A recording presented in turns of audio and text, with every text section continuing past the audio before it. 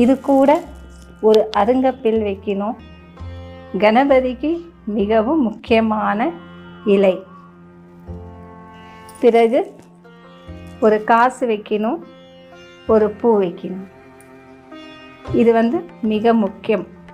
இந்த நுனி வெளியே இருக்கணும், காம்பு சுவாமி பார்க்குற மாதிரி இருக்கணும்.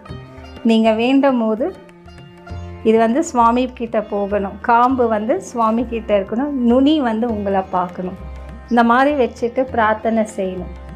நான் யாருக்கு எது கொடுத்தாலும் நலமாக இருக்க வேண்டும், நான் நினைத்த காரியங்கள் சித்தியாக வேண்டும், எனக்கு எந்த கெட்ட எண்ணங்களும் வரக்கூடாது, நான் நலமாக இருக்கணும், நான் எதை நினைத்து சாதனை செய்ய வேண்டும் என்று நினைத்தாலும் நான் சாதனை செய்வதற்கு தெய்வத்துடைய அருள் வேணும்.